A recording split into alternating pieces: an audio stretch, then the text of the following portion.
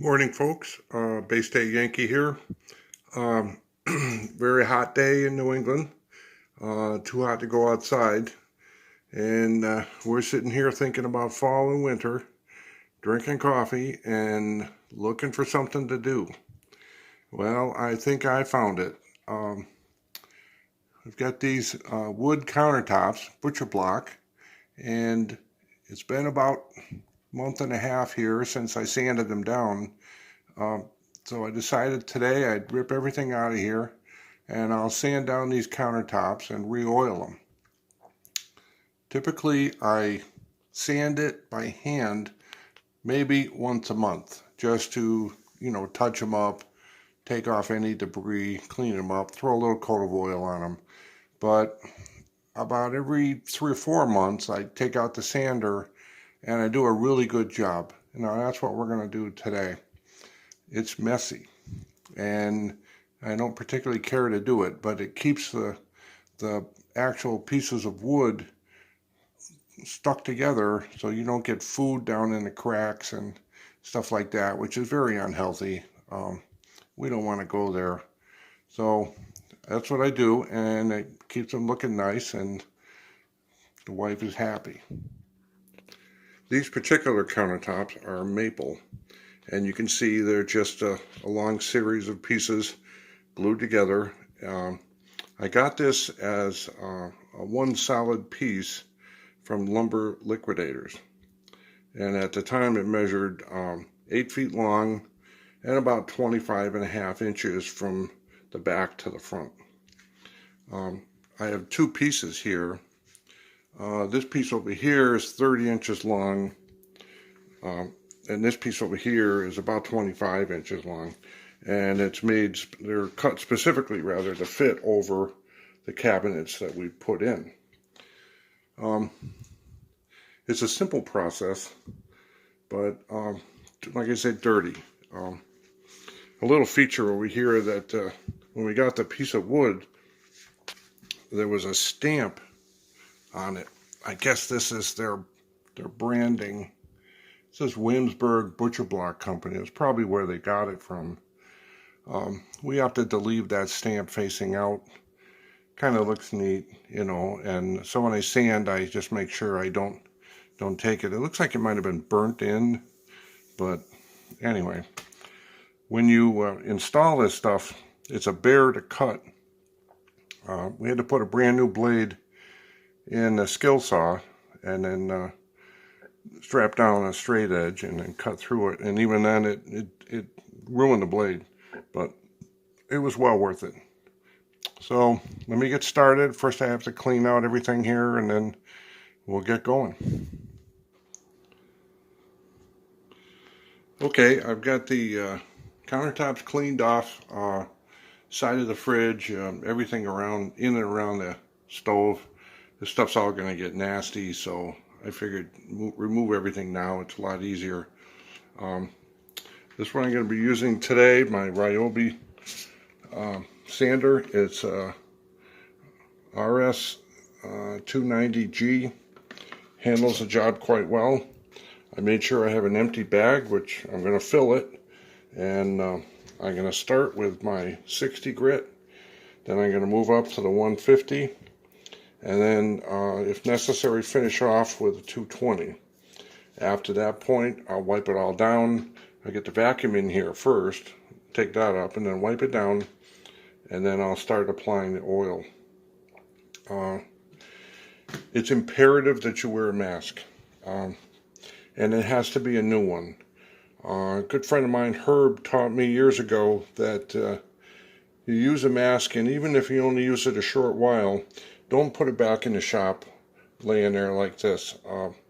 Dust is going to gather there, and you don't know what kind of substance. Maybe you've sanded something that's hazardous or whatever. Dust gets in there, and then the next time you go to use it, you strap this on your face and you're inhaling all that. That's just, you don't do that.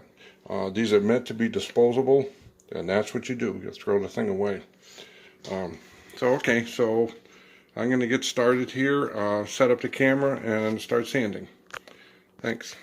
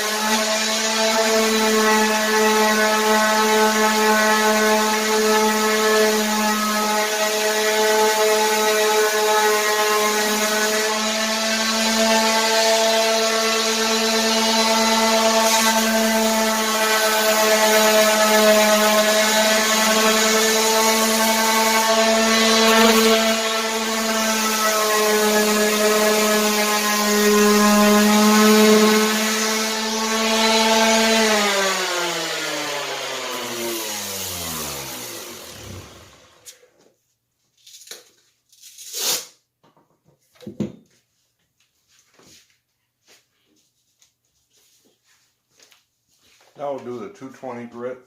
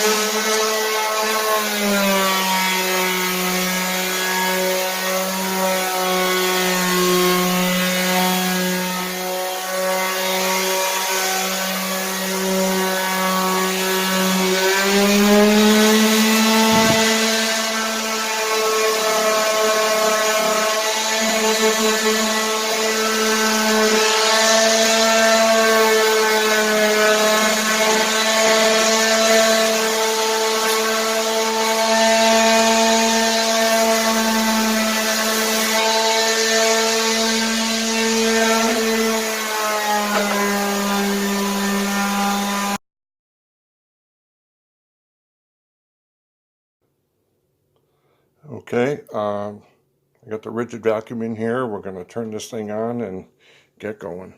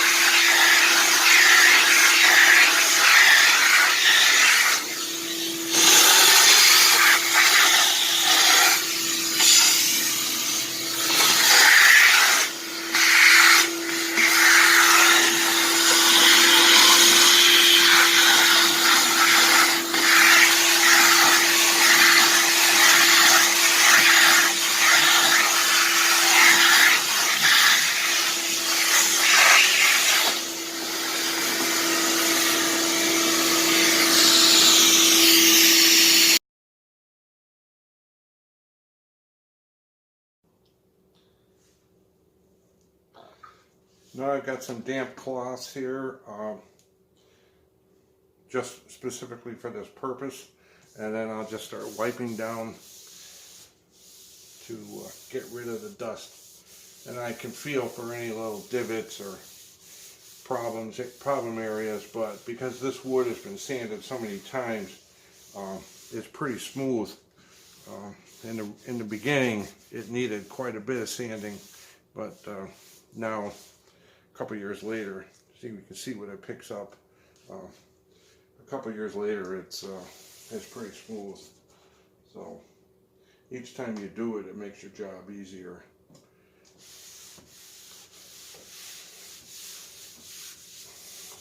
They're handy countertops. We can cut right on it. You want to make sure it's clean, but you can cut right on it. You know, cheese, vegetables, whatever.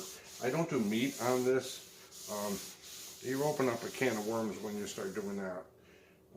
But in any event,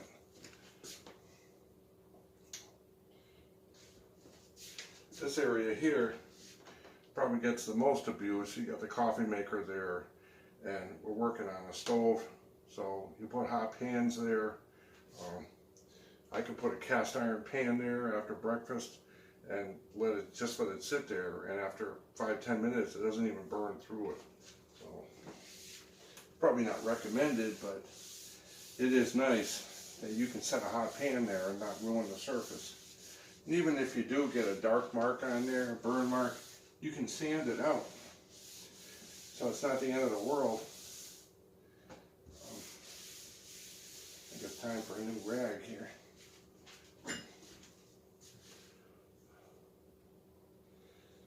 We'll also clean this countertop, the stovetop. I've got some of that ceramic stuff. We're cleaning this while we're at it, so everything will be fresh.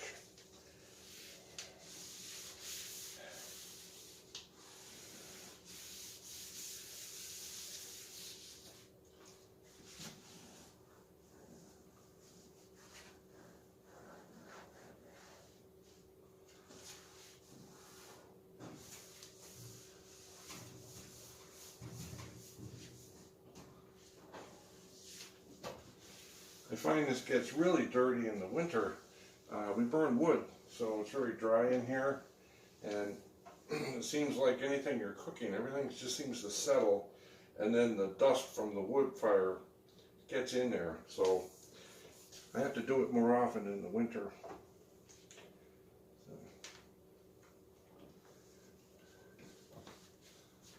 All right, I'll do one last rag and see what that picks up, and then we move on to the oiling.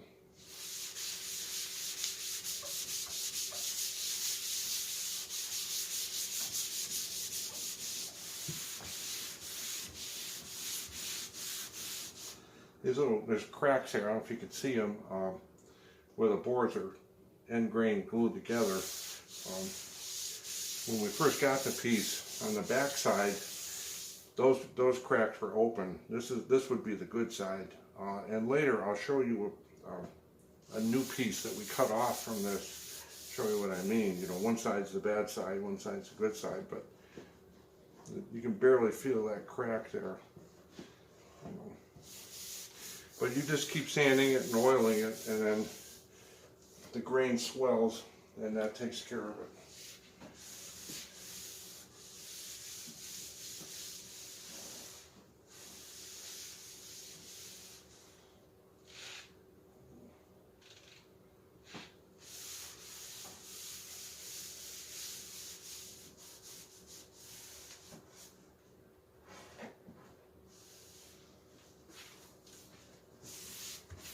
All right, I think that's it.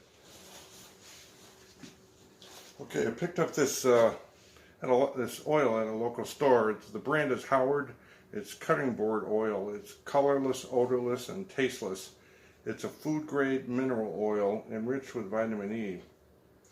So there's a number of different brands out there, and I'm not going to say who I think is best because I don't know. But it's food grade oil. That's what you have to remember. And for cutting boards. So basically you just open the cap here, and I just drizzle some on. The more you do this, the less oil it seems to have to take. So in the beginning it seems like you're putting a lot of oil on, but you like build up layers. And now I'm just carefully spreading it out, making sure I get all the spots.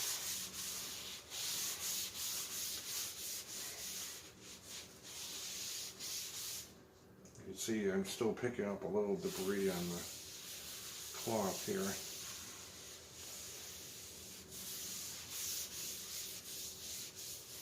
It's looking nice today. And then I do my edges. It sucks up more on the end grain than it does on the top. Works like a piece of celery. It just sucks that oil right in there. Even though you're not cutting there, you want to do it.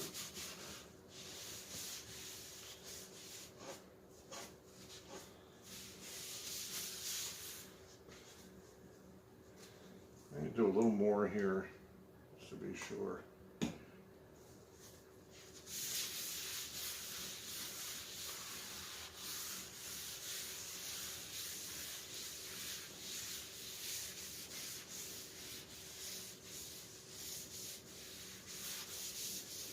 Now I let that sit, and the directions say to let it soak in for at least 20 minutes and then wipe off any excess. It also says to season a new piece of cutting surface, apply 3 to 4 coats before using. So that's what we did in the very beginning. But this time, now since it's been done, I only need to do 1 coat. Put a liberal amount there.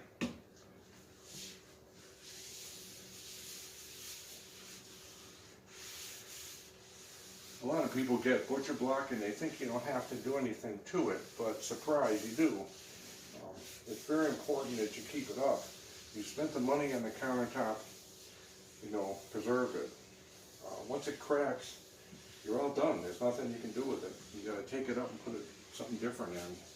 And you know, you don't. It's not cost effective. You don't want to be doing that all the time. So these things will last for decades if you do this. If you had granite, you'd have to do something to that, or, you know, laminate just eventually wears out. So this is the way to go. The old timers did this and they never had a problem. It went forever. You see homes around here that are more than 100 years old and they have wood countertops and they're still going. That's because somebody took the time to oil them. Alright, now we're going to have to wait 20 minutes. I got to see if I can find some coffee somewhere, and we'll be back.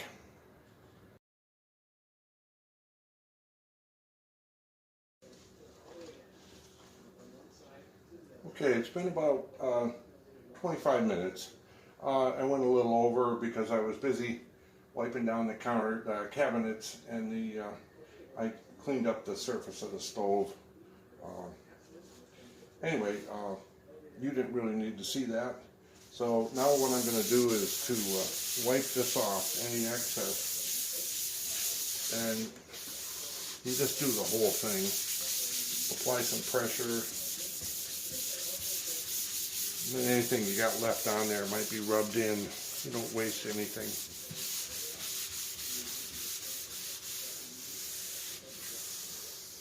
Just so if someone rubs up against it, you're not getting oil all over yourself. Really. And it also attracts dust.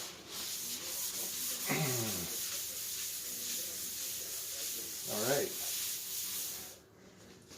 And you can see, I hope you can see, there's a little bit of oil there, but not much. You know, we put a lot on there, and that's all that's coming off. So everything went right in, which is what you want. And that swells those wood fibers, fills any little voids, and that's what, then you got a good counter. I'll do this side.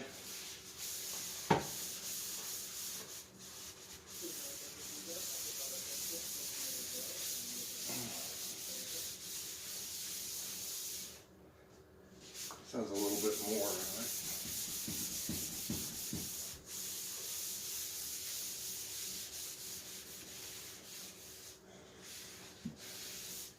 Okay.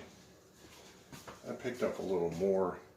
What I think I'm going to do is use a clean side there and hit that end one more time.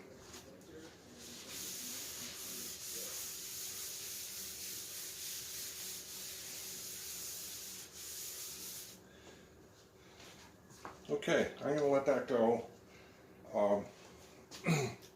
What I'll do now is load everything back, and then before we use these, I'll just take a clean sponge and wipe it down, you know, just in case. And then for a day or two, we won't actually put food directly on the counter to be safe. But you know, I found something while I was waiting for this to dry. I want to show you a piece of cutting board that has never been oiled. Let me get that.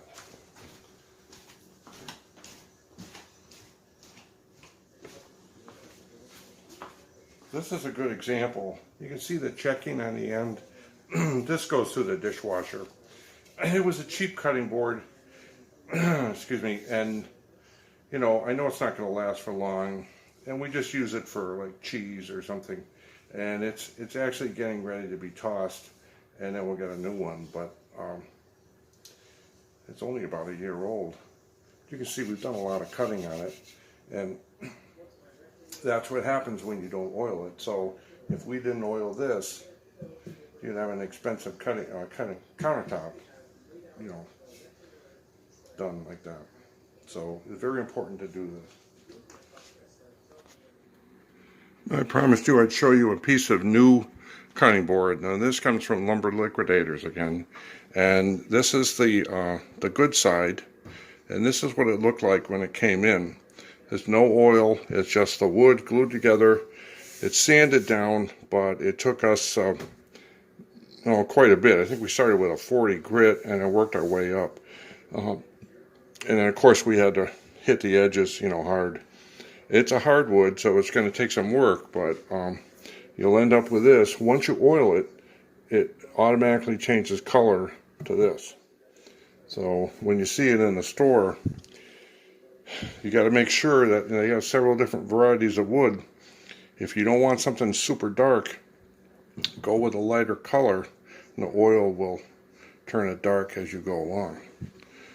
And this was the cut end, and I want to tell you, this was a challenge. You can see we got this done, and then we had to, this was the initial cut, and then I had to go back with a new blade and then straighten it out.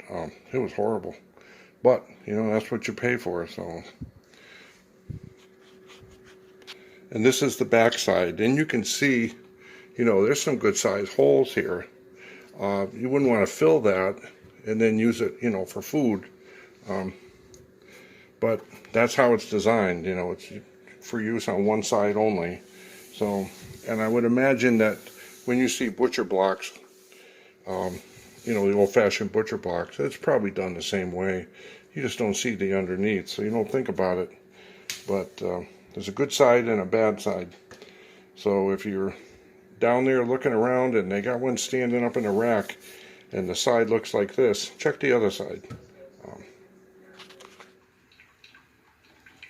Okay, the stuff is back on the countertop. Everything's wiped down. Stove is clean. I think the wife's going to like it. Either way, it's done. It's kind of a shame to mess it up. In a couple days, we're going to be doing some canning here, and it'll need to be cleaned up again, but not sanded, but just cleaned. And it gets nasty in here when you can. So it's about time for me to take a break. I got a pot of coffee going here, and that'll be it for today. Look forward to some more maintenance videos coming up, and follow me and see what I'm doing. Hope you subscribe and click the like button, and we'll talk to you later. Bye-bye.